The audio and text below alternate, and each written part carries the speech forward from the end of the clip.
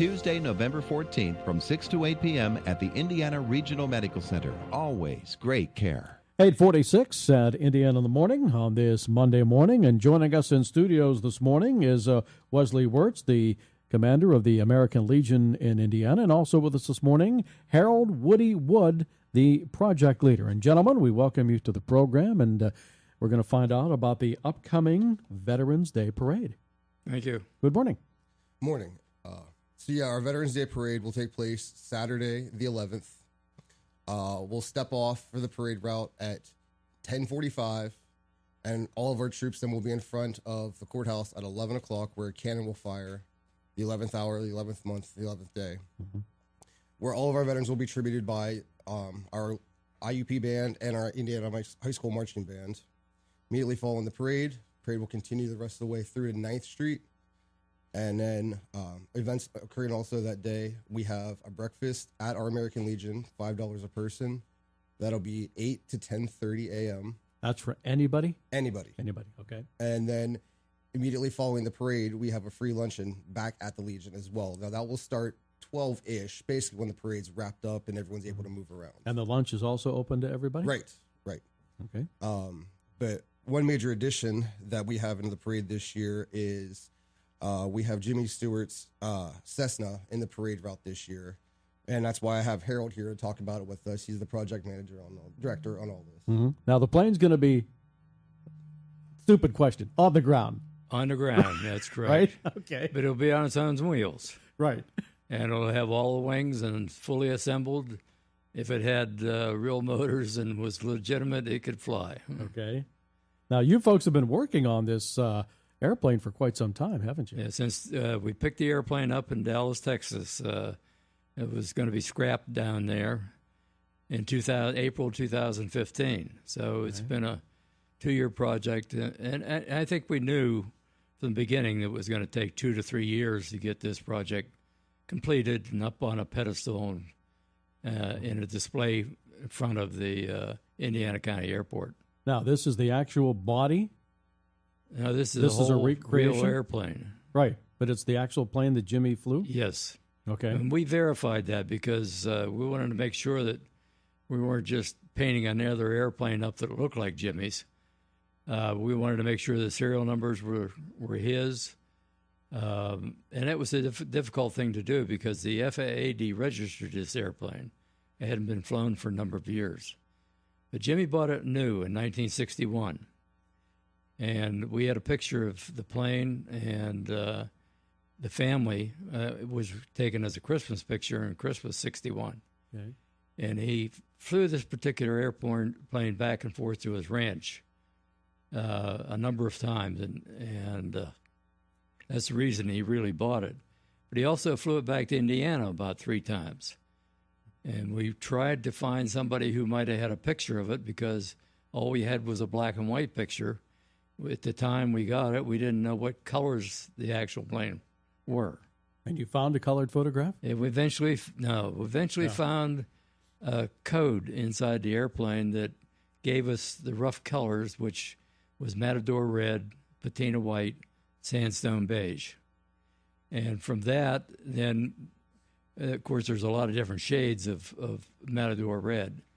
Cessna was not able to give us the original paint specifications anymore because we're talking about a 55-year-old airplane. Right. But with the information we had, we eventually found a catalog that a man in New Jersey, we put this on a website, and the Twin Engine Cessna organization has been very helpful in getting information out to their readers, trying to get us help. We needed parts. We needed propellers for the airplane. We needed some light assemblies that were taken off the plane. There was items that you just can't buy anymore. So Twin Engine Cessna has been really helpful in promoting the restoration project. Now, am I correct? Weren't the Cessnas built in Lock Haven? No, the Cessnas were built in Kansas. Okay. I thought there was a plane. That was Piper. Piper, okay. Well, Piper was built. All right. Now, when you folks were restoring this airplane, did you find any of Jimmy's artifacts or anything laying inside? Or No, wish I could say we had. We did take the steering wheels out because, and I have those isolated. We'll put one in the museum eventually and keep one at the airport because they probably still have Jimmy's DNA on them. That's true, yeah.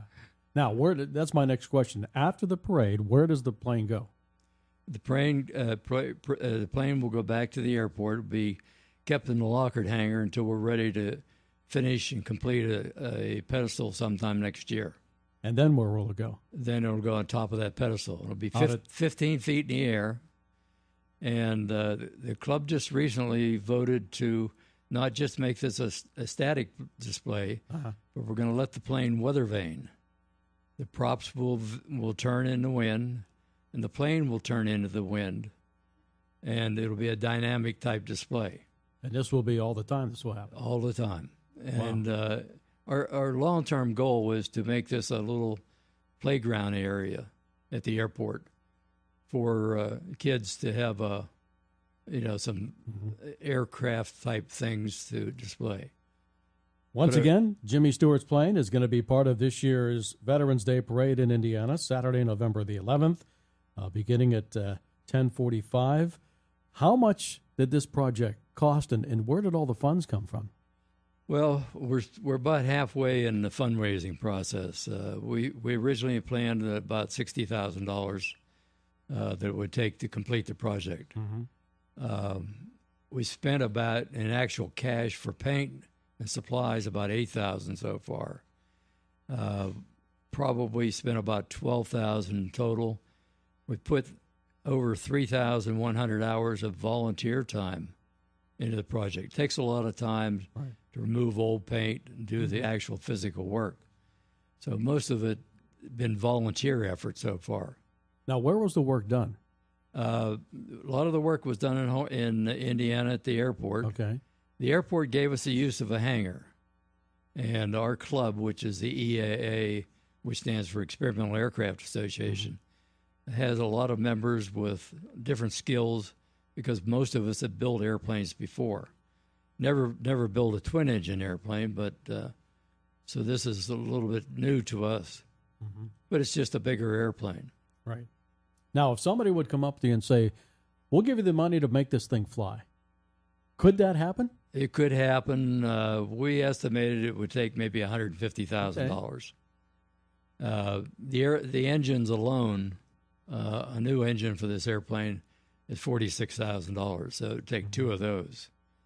And that would be the biggest expense. And then a lot of the instruments and the panels were all scavenged down in Dallas.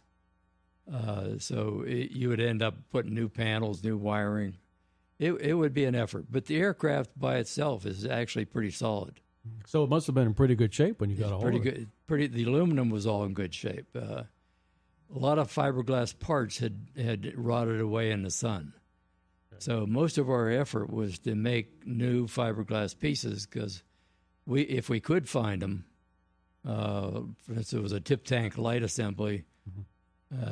We found some online, and they wanted like $750 a piece for them.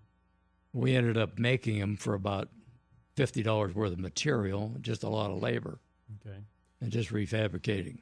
Were you able to determine when the last time Jimmy flew that plane? About 1966. He had it for about 5 years.